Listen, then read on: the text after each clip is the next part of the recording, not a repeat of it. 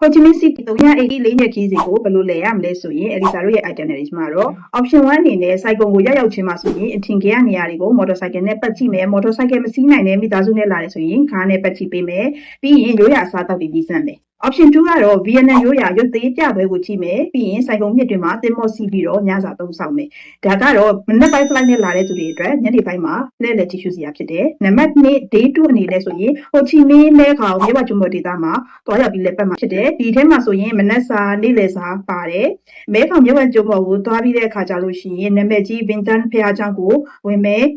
နေစီးပြီးတဲ့ခါကျရင်ငါးမွေးမြူလုပ်ငန်းတွေပြားရည်ထုတ်လုပ်တဲ့လုပ်ငန်းတွေအုံးတကြားလုံးလုပ်ငန်းတွေကိုတွားရောက်လေ့လာမယ်နောက်ပြီးတော့ညနေပိုင်းမှာဆိုလို့ရှိရင်တေဂီတာဖျော်ဖြေပွဲတွေကိုနားထောင်မယ်အဲ့ကနေပြီးလို့ရှိရင်ဟန်တိုမြို့ကိုခီးထွက်ပြီးတော့ဒီမှာညအိပ်ရနာပါမယ်နောက်3ရက်မြောက်နေ့မှာဆိုလို့ရှိရင်ဟိုချီမင်းရဲ့နာမည်ကြီးရေပေါ်ဈေးကိုတွားလိုက်မယ်ဒီထဲမှာဆိုလည်းမနက်ဟိုတယ်မှာ check in ဝင်ပြီးရင်မနက်စာနဲ့နေ့လယ်စာပါတယ်မနက်စောစောမှာမဲခေါင်မြေရဲ့အကြီးဆုံးရေပေါ်ဈေးဖြစ်တဲ့ Chai Ran ရေပေါ်ဈေးကိုတွားမယ်အဲ့ဒီမှာဆိုလို့ရှိရင်ဘာတွေလုပ်လို့ရလဲဆိုရိုးရခောက်ဆွဲလုပ်ပုံလုပ်နည်းတွေလေ့လာတယ်အဲ့ဒီထဲမှာဆိုရင်ကျမတို့ရဲ့ဒီ itinerary တွေထဲမှာဆိုရင်ရိုးရခောက်ဆွဲလုပ်ပုံလုပ်နည်းလေ့လာတာတွေဟာ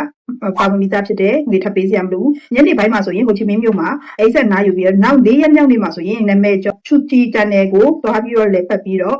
ညနေဆောင် flight နဲ့ကိုနေတဲ့နိုင်ငံကိုပြန်လို့ရပါပြီချူတီဥမင်ဆိုလို့ရှိရင်ဗီယက်နမ်စစ်ပွဲမှာဆိုရင်အလွန်ကြော်ကြားခဲ့တဲ့ဥမင်ခံကောင်းကိုသွားရောက်တယ်ဒီမှာစစ်တွင်းကအသုံးပြုခဲ့တဲ့လှုပ်ဝက်ချင်းတွေစစ်ရုံတွေမိဖို့ချောင်းတွေနဲ့ဘုံထောင်ချောက်တွေကိုလေ့လာနိုင်တယ်တနက်ပြည့်ဝဒနာပါတဲ့သူတွေဆိုလို့ရှိရင်ကိုယ်တိုင်ပြစ်ခတ်နိုင်တဲ့အစီအစဉ်ဒီ itinerary မှာထည့်ထားပေးတယ်နောက်ဆုံးမှာတော့ဒါကတော့ချူတီတက်နယ်ကတော့ဟိုချီမင်းခီးစဉ်ရဲ့နောက်ဆုံးနေ့ထဲမှာပါဝင်လာဖြစ်တယ်ဒီခီးစဉ်ကိုဆရာတို့ကလူတအုပ်ကိုဆိုရင်300ကျော်တဲ့နဲ့အဲဒီဆရာတို့ကပို့ဆောင်ပေးနေတယ်ဒီထဲမှာဆိုလို့ရှိရင်ဟိုတယ်ကတွေခုနပြောခဲ့တဲ့ itinerary တွေအလေးစိတ်အချိုအပုတ်ပေါ့နော်အဲ့ဒါတွေအကုန်လုံးပါတယ်အုပ်စုလိုက်လက်ပတ်မှုတွေဖြစ်တယ်ဒါကကြတော့ group 2ဖြစ်တယ်ကိုကမိသားစုနဲ့ဆိုလို့ရှိရင်တော့မိသားစု2ဖြစ်တယ်ကိုယ် single ဆိုလို့ရှိရင်လည်း group 2ထဲမှာကျမတို့ join ပေးပါတယ် guide ကတော့အင်္ဂလိပ်စကားပြော guide ပါရှင်ကဲမိမိလိုက်မဲ့နိုင်ငံပေါ်မူတည်ပြီးတော့ဥပမာထိုင်းကနေသွားမယ်ဆိုလို့ရှိရင်ဒီခုန300ကျော်ထဲမှာဆိုရင်ထိုင်းနဲ့ဗီယက်နမ်တွေလက်မှတ်အပါပေါ့နော်အဲ့ဒါလေးတွေထည့်မယ်ပြီးရင်ဒီမြန်မာပြည်သွားမယ်ဆိုလို့ရှိရင်မြန်မာပြည်နေလက်မှတ်ကိုထပ်ပေါင်းထည့်လို့ရပါတယ်ဒီထဲမှာဆိုလို့ရှိရင်ကဲရွေးများပေါ့နော်ခလေးတွေအတွက်ကောဈေးနှုန်းကအထူးဈေးနှုန်းတွေလည်းရှိတာမို့လို့မိသားစုလိုက်သွားမယ်ဆိုလို့ရှိရင်